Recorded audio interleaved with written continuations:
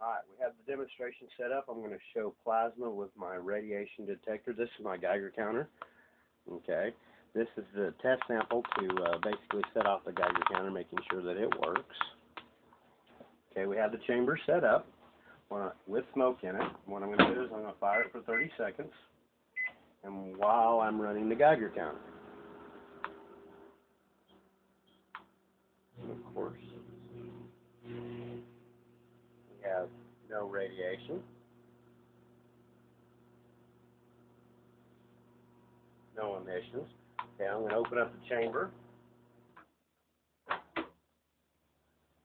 and the Geiger counter is not reading any emissions whatsoever. Maybe some background radiation. All right, that's a demonstration for today. Thank you.